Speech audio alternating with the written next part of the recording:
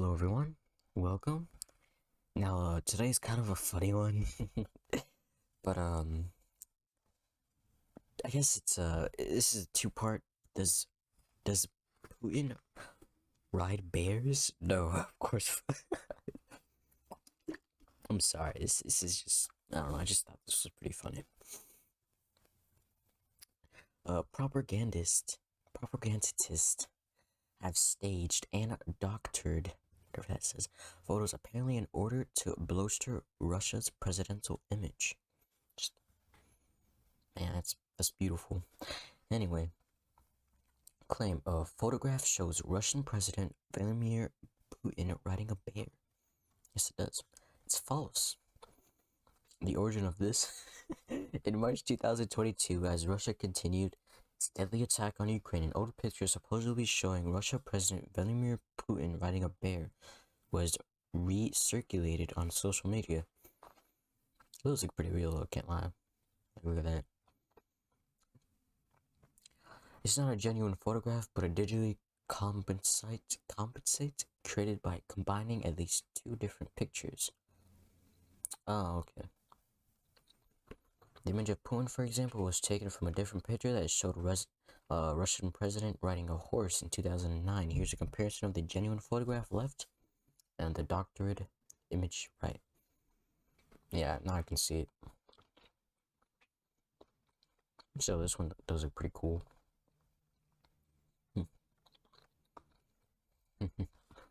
The horse riding photograph on the left is one of the 7 released over the years by the Kremlin, apparently in order to bolster Putin's masculine image. The New York Times reported on these photos ops 2021. There are photo shoots, there are presidential photo shoots, and then there are Vladimir Putin presidential photo shoots. Rarely has the leader of global power embraced the stage publicly, still with such creative yet clinched favor, not just feeding the global desire for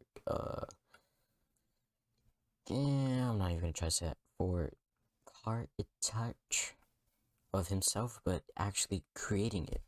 Q, for example, his latest propaganda foray released by the Kremlin in a series of photos of Mr. Putin on a weekend jaunt to the snowy Serbian Taiga. The 68-year-old president is showing in his usual favorite outdoor setting, displaying his connection to nature, mainly toughness and appreciation of the country in the vastness of largely empty landscape. He looms large, at least that was probably the idea. This is not the only doctored image to show Putin riding a bear. An animated clip supposedly showing Putin riding a bear racked up tens of thousands of viewers in March 2022 on TikTok. Putin on a bear. What the hell? This video is also fake. Here's the original footage of the bear before Putin was digitally inserted into it.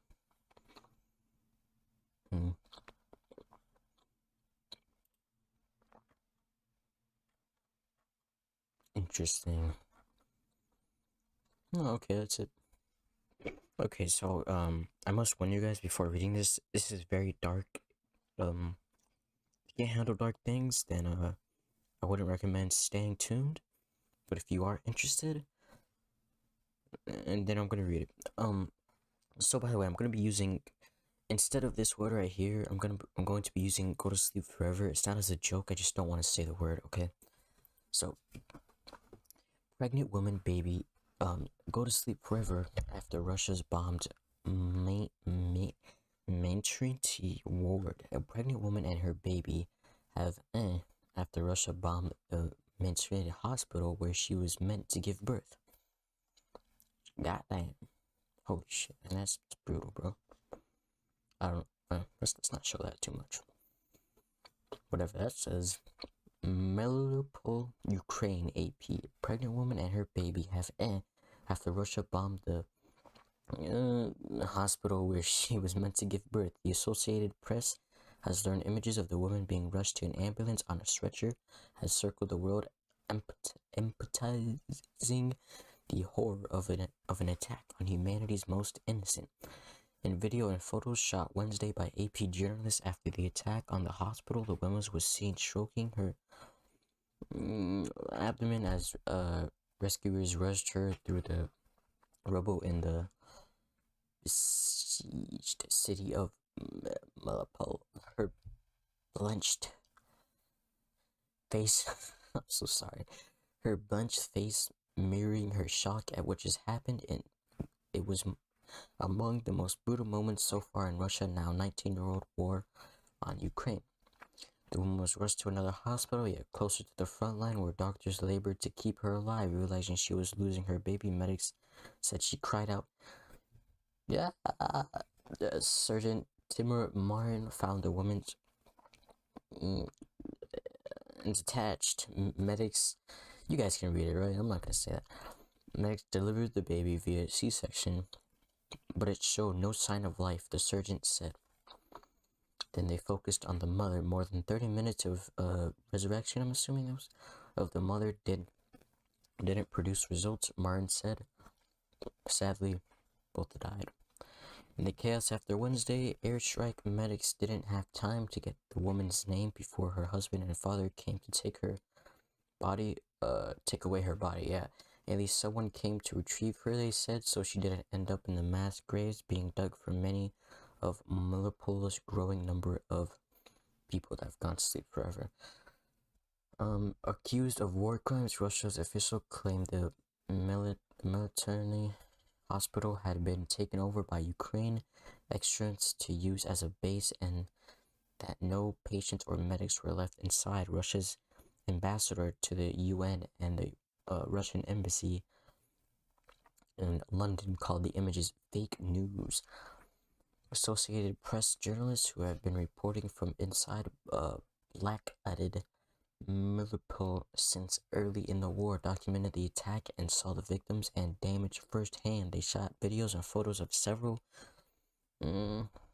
pregnant mothers fleeing the blown out military, Martin, whatever that says the word, medics shouting, children crying. The AP team then tracked down the victims on Friday and Saturday in the hospital where they had been transformed on the outskirts of Mariupol.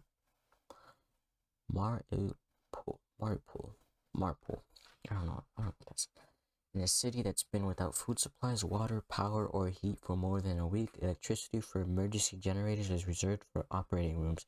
As survivors described, the ordeal, explosions outside shook the walls. The shelling and shooting in the area is sporadic but relentless. Emotions are running high even as doctors and nurses concentrate on their work. Blogger Marina Finnish, I'm not even trying that, gave birth to a girl the day after the airstrike and wrapped her arm around the newborn Veronica as she recounted Wednesday's bombings after photos and videos showed her navigating down debris-strewn stairs and clutching a blanket around her pregnant frame. Russia's officials claim she was an actor in a staged attack. Okay, buddy. It happened on March 9th in hospital number 3 in Mariupol. We were laying in wards when glasses, frames, windows, and walls flew apart. Still wearing the same polka dot pajamas as when she fled, told the AP, "We don't know how it happened. We were in our wards and some had time to cover themselves, some didn't." Her ordeal was one among many in Mariupol, which has become a symbol of resistance to Russia's President Vladimir Putin's drive to crush democratic Ukraine and redraw the world map in his favor.